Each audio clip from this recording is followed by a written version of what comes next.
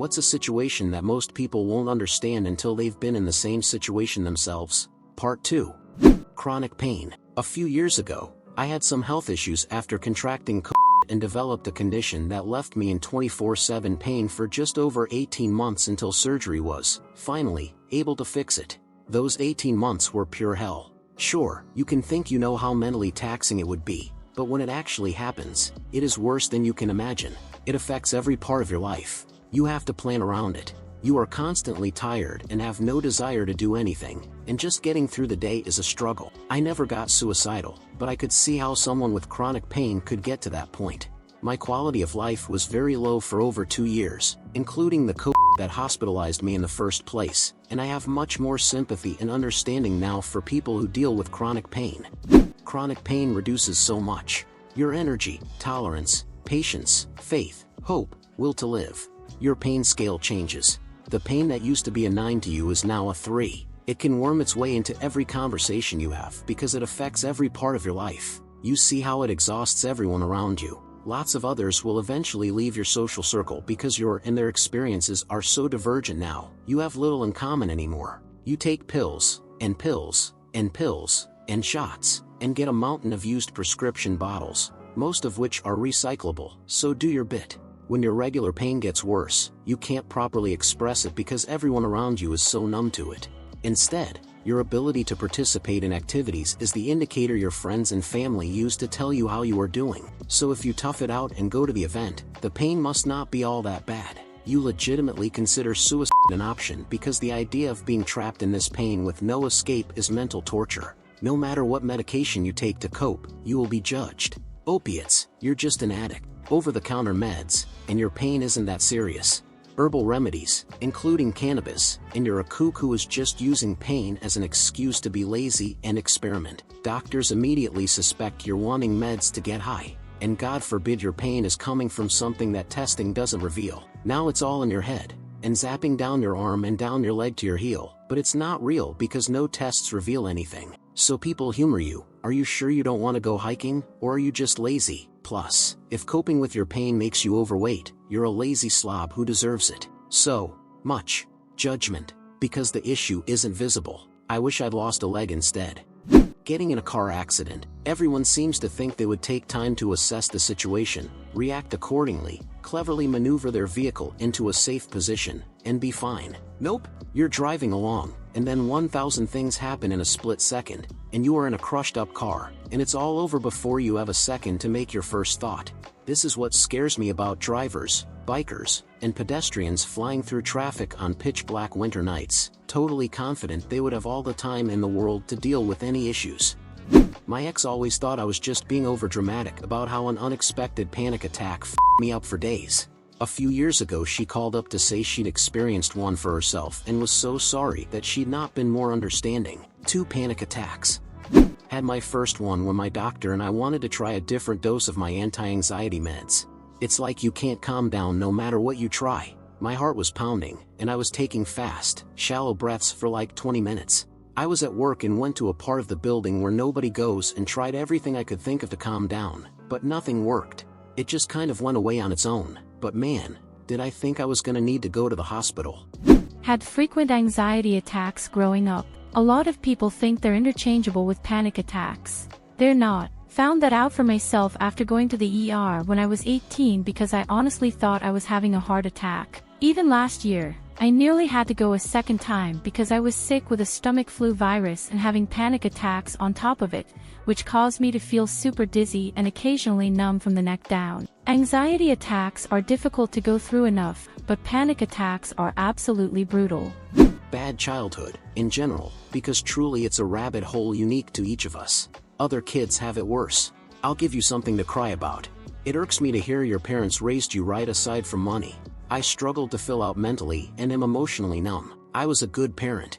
Crazy thing is, that's the tip of the iceberg. Disturbing thing is, this is relatable to too many.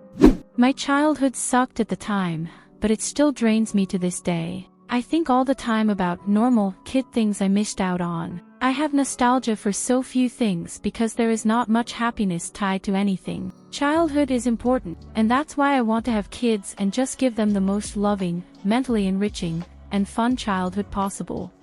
I almost didn't comment because this isn't a very common thing to run across. Then I realized that rationale is at the root of what makes it so difficult to relate to. Some of you have probably heard of the troubled teen industry, TTI. In a nutshell, thousands of children are sent against their will to abusive facilities because their parents believe they require behavioral adjustments.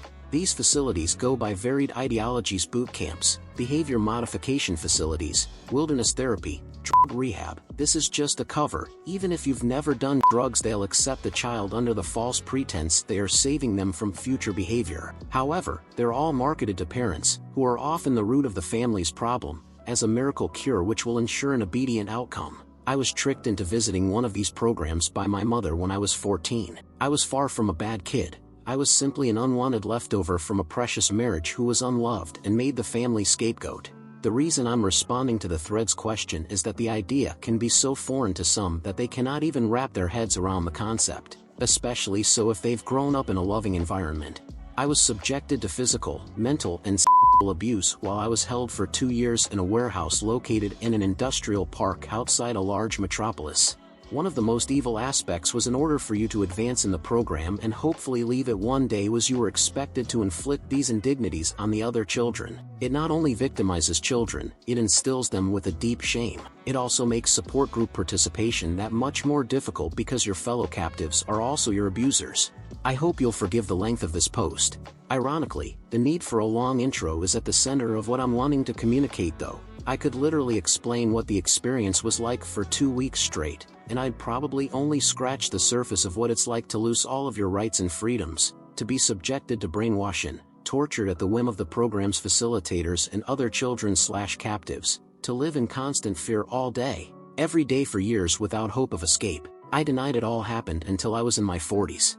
I've learned to be very selective about who I share the topic with because people, without meaning to, can respond in ways which can be triggering.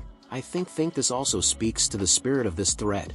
How can they be expected to respond if they are likely unaware of what the experience was really like, or might be completely unaware that it's even happening at all in the US today? Thank you for reading. I appreciate these moments when I get to express both the experience and also hopefully spread awareness, ultimately exposing these privatized child prisons for hire. Getting beaten up. People who've never been in a real fight, especially guys, all act like if someone came at them swinging, they would handle it. They talk about what they would do to anyone who tried to beat them up, how they would react, and they have absolutely zero understanding of the fact that the first punch can debilitate you. Jaws break so easily, and the recovery time is so long. A punch to the throat or solar plexus will incapacitate most people long enough to get another hit in. Once you're on the ground, it's over, and you just have to hope the other person isn't about to kill you. They think they're going to be a hero in an action movie because they would never just stand still waiting to get punched like the bad guys in those movies do, and they don't understand that acting more like a real fighter than a choreographed punch victim will not save them. They have zero understanding of the fact that if the other guy has a knife, you'll be stabbed before you realize he has a knife, and you're probably going to die. They also don't really understand that if you win a fight, you're just the guy with fewer injuries. That doesn't mean you didn't get hurt, and it doesn't mean you aren't about to get arrested for assault, even if the other guy started it. The only win in a fight is getting away without anybody getting hurt. But these people who've never been hit in anger act like they're going to be badass. Being a parent. Lots of people without kids will talk about what they would do or how they would approach it, but reality is you have no clue until you have one of your own. I'm guilty of it myself, and my tune changed pretty quickly as the months went by. There's a reason the saying goes, everybody is the perfect parent until they have kids. Being a parent. Lots of people without kids will talk about what they would do or how they would approach it, but reality is you have no clue until you have one of your own. I'm guilty of it myself, and my tune changed pretty quickly as the months went by. There's a reason the saying goes, everybody is the perfect parent until they have kids. Being a victim of a crime and/or understanding how the criminal justice system actually works, based on your country or state/region. I read police reports all day long, and the sheer volume of people that have no idea what lurks around them or what people go through is staggering. Add to that, people believing everything the news or social media says without fact-checking everything. the inability to understand that investigations can sometimes take years, and there are multiple units/departments/policies/procedures that must be followed. I'm all for justice, but correct, proper justice with time and care taken to do things right. P.S. Start paying attention to your prosecutors and judges. They are letting a lot of violent offenders and repeat offenders off with no consequences. And well, friends, that was all for today's video. If you enjoyed it, let me know with a thumbs up so that YouTube can share these stories with more people. Remember to hit the bell icon to be the first to know when we upload a new video. See you next time.